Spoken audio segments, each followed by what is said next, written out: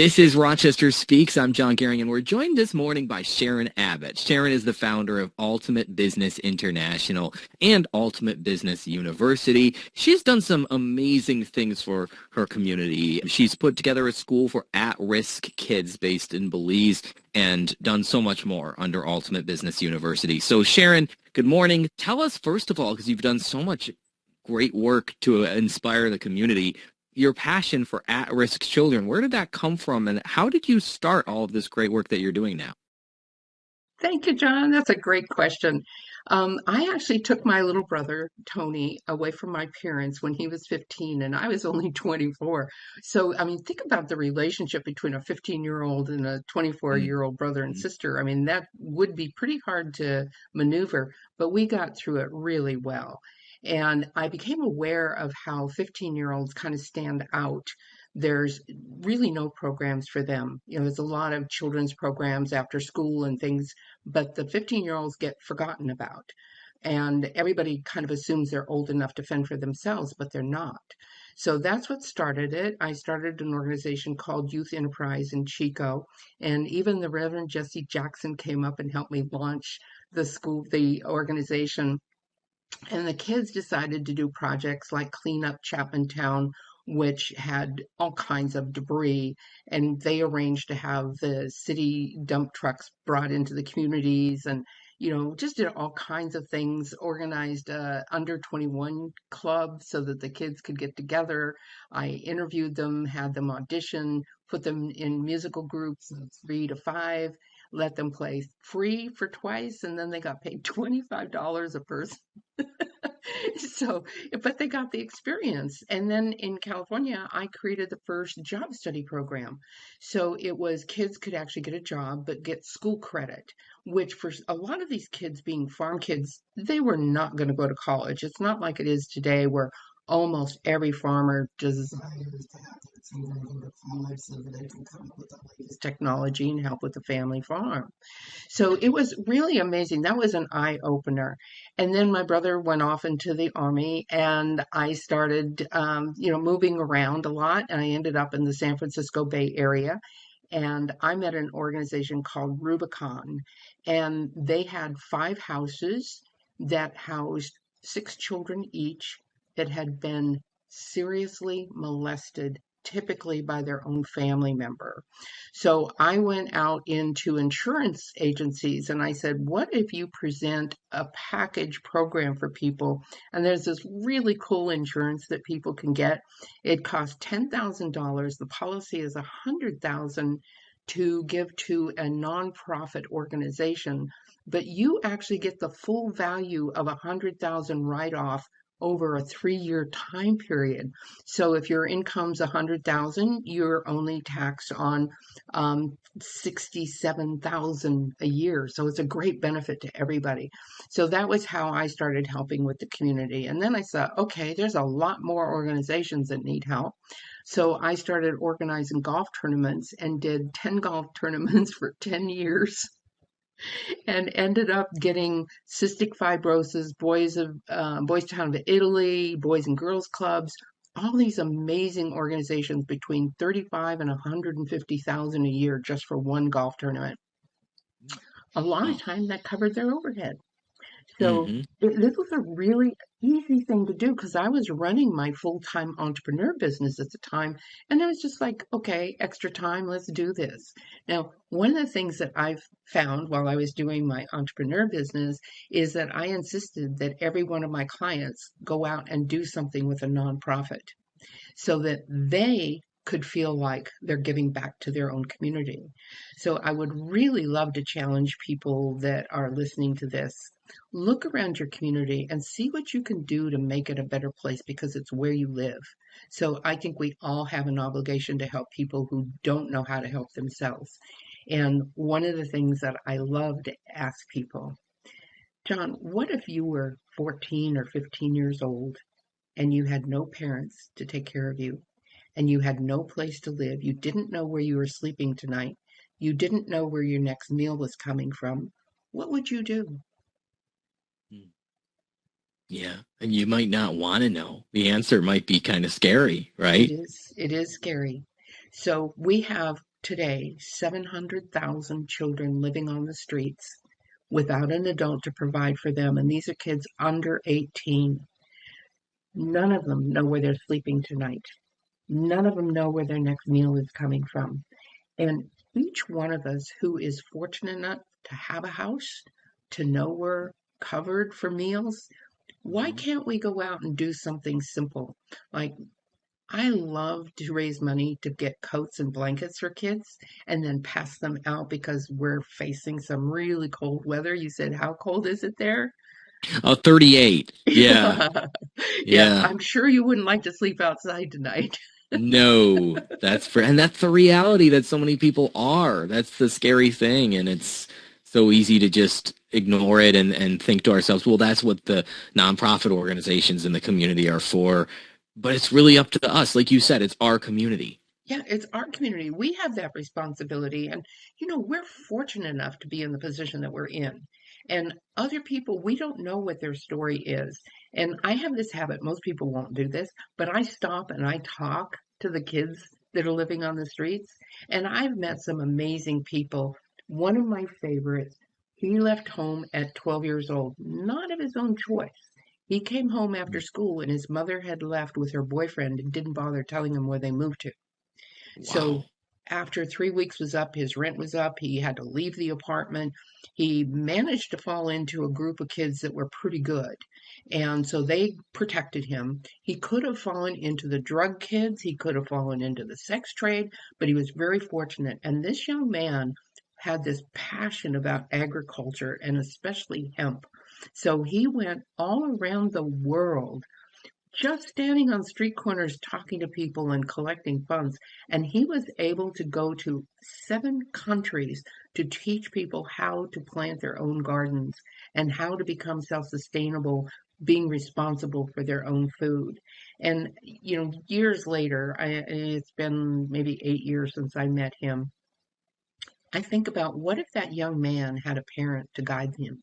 What would Mm. he have accomplished? So we don't know what the kids' stories are, but you'll find it fascinating if you go out and start talking to these kids. And I've met hundreds of kids in the wintertime that are standing there in their flip-flops, freezing cold weather, and all they have is flip-flops and pajamas. They don't even have jeans for protection. Most of them don't have warm coats. So, please get out there and do something that makes your community a better place. Now, I've often challenged people to go to their Rotary Alliance, Kiwanis clubs, and challenge those organizations to do something specifically for the kids because those organizations have the manpower behind them. So, what if an empty building could be converted to just open it up at night, let the kids sleep in it? They have to get out during the day, but at least they have a place where they're protected from like snow and sleet and rain during the night. What if people could go in their own community and pick up the food that the restaurants throw out, and get it to the kids? Isn't that, it's so easy? Mhm. Yeah, you would think, and one of your passion for at-risk kids with Ultimate Business University, it's not just about ending homelessness. It's also about implementing those entrepreneurial skills in them to set Yes. them up for success in their future. Why are entrepreneurial skills so important for even high school age kids to learn? Can you imagine that you would never have to rely on a job that you're going to be laid off from? So probably the percentage of 99% of the people who have jobs are going to be laid off at some time in their life. Well, what if you had the resilience to know how to do something that would generate an income even better than what you could earn in a job? So that's why entrepreneurship training is so important to youth, is to give them that sense of independence, to teach them how to be able to be self-reliant. So if kids were actually taught, how do you start a business? It doesn't have to be a big business. I met a young girl who's in Africa who gathered plastic trash bags, figured out how to compress them and make bricks, and started building houses in Ghana. I mean, Wow. amazing. So Yeah. that's the kind of thing that with a little encouragement, a little ingenuity, kids can do incredible things. I don't know if you know this, but there's a young man that won the Nobel Prize. It is the youngest Nobel Prize winner in the world. He decided he hated the idea of plastic in the oceans. At 16, he created this suction device on a barge that all of the plastic came into this great big circle, and then they managed to get it up on the barge and get it out of the ocean. So it wasn't Wow. strangling the turtles and the fish and having whales swallow all kinds of plastic, which ruins their intestines. Imagine at 16 years old, he had the foresight to do something like that. I mean, he had parents that were amazing to be able to encourage him and to support him and to be able to help him do something that made that much of a difference in the world. Yeah. And let's speak to those parents for a minute because I feel like you're not given a guidebook when you go home with a baby, right? You're not given instructions on here's how to take best care of them. So we're all just doing the best we can, right? And so often parents don't expect enough out of their teenagers. They don't realize how many hidden skills that need to be nourished there. What can parents do to better equip their kids to be better entrepreneurs in the future? One of the things that I love to challenge parents to do is teach their kids creativity and problem solving techniques. It's something that the schools don't teach. But imagine most parents want to protect their kids and take care of them and do everything for them. It is the worst thing that they can do because when the kids become adults, they don't know how to solve problems. They don't know how to think their way through a challenge. And I met a young woman who she didn't show up for our business meeting, and I called her, and she says, "Oh, everything's happened wrong. My dog ran out. Car hit the dog. She had to take the dog to a vet. She couldn't afford to pay the vet $1,200. Somebody broke into her car, stole her CD, and broke the car window. She had a flat tire, and her boyfriend left her." I mean, does that sound like the makings of a country song? A bad day for sure.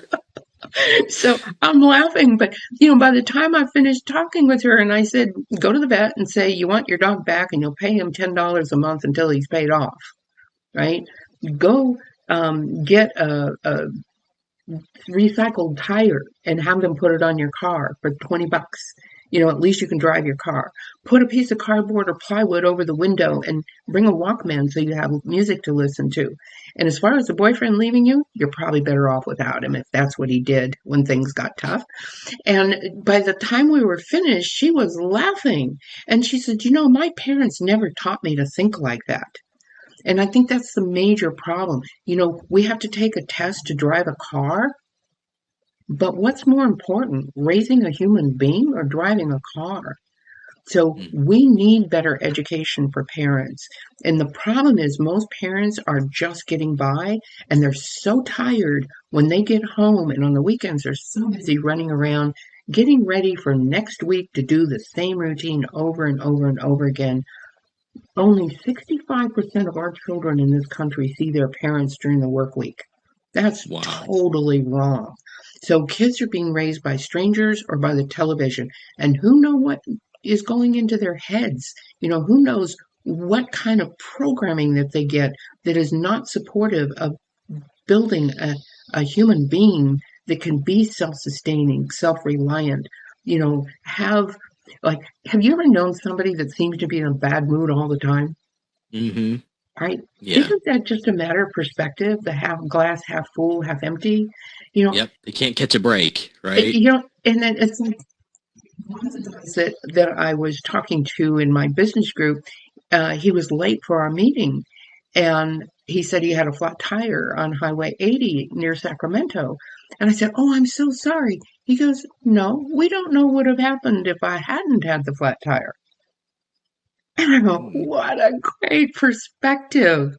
So his parents had done something for him that taught him to be able to think out of what was expected. And I think the parents could challenge themselves and their children, to look at, is it bad news or is it something that's there to challenge you to learn something new or go somewhere different or meet someone that you never would have thought of meeting before. So every challenge in our life is there to help encourage us to learn more or start a new adventure or open a new chapter in our lives. Mhm. Yeah, and that's the beauty of working with at-risk kids, right? Because you get to see these kids who have been through so many challenges have the opportunity to see the world in such a different way because of those challenges. And that's what Ultimate Business University is all about in Belize. So, Ultimate Business International, what are some of the other what's the vision that you have for our community and outside of our community in 5 to 10 years from now? So, can you imagine a 4 year university and a 3 year high school being completely self sustaining? So, we grow our own food, we build everything ourselves, we manufacture what we wear, all of our linens, everything that we want to consume, we're the ones who are controlling it. So we don't have to even leave the campus for anything that we need. Now, isn't that a model that would be pretty cool to adapt to a small country? What would that mean to a small country if they never had to leave their borders for anything that the citizens needed? Wouldn't that be amazing? So how would that change? It would create better jobs in countries. It would create better self-esteem, better economy. I mean, the things that we could do with this project and being able to teach the kids. So every child has to work in each of the 22 divisions, including the education division, construction, home economics, performing arts, every single division. By the time they're 18, they're going to have a more rounded background than most kids coming out of college. These kids are going to know at 18 what they like. Maybe they love construction or love working with the animals or love agriculture. Maybe they hate it, but we'll find something because there is a school in Austin, Texas, and this woman has found, it's called the Waldorf School, that every child has a genius. And she's going to help us set up the curriculum so we're able to discover each child's genius, whether it's music or math or science or maybe it's just research skills. Those research skills will be able to develop things that we didn't even think about developing. Mhm. Yeah. And again, Sharon Abbott, Ultimate Business International. And Sharon, what's your one call to action for our audience? What we can do to help at-risk kids in our community, even if we feel like, well, I can't start a school, I can't start a nonprofit organization. What can every individual do to help these kids who we see every day who are at risk?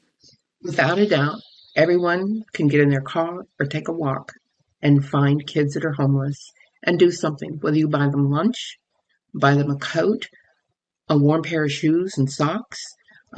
Encourage them. Maybe work with a church and find some place that the church has access to that these kids could sleep. Um, Everyone can do something in their community. It's not just because my brother inspired me to do the school. It's every single person has the ability to impact others in a positive way. And we are going to be working with kids. We don't know how they're going to change the world. So without our help, 50% of all these 700,000 children will end up in prison or dead by their 35th birthday. So it is our responsibility to take a step forward and say, I can give up 2 or 3 hours a week. I can, encourage other people that I know. Somewhere, you never know, the next child you meet could be one of the most important people to come into this world. You just never know until you lend a helping hand.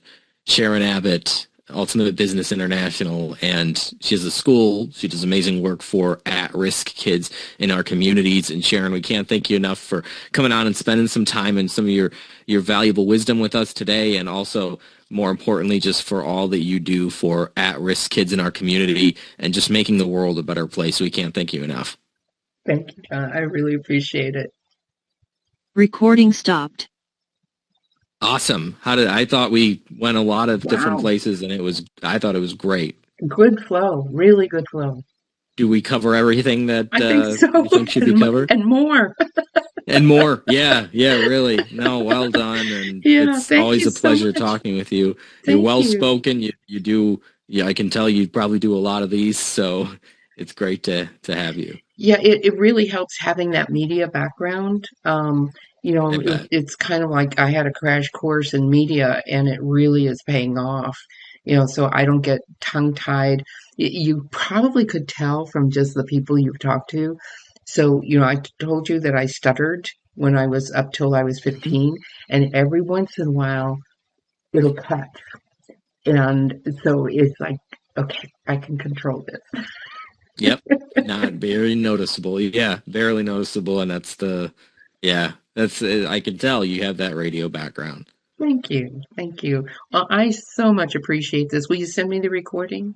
Yes, I'll send you the recording. I'll send you the link. It'll go online and it'll air here locally on Sunday morning. So I know that just Fantastic. doesn't mean anything to you, but our community will be blessed by it. Thank you So so much, John. You have a great weekend. thank you, Sharon. You too. We'll be in touch Thank soon. you. All right.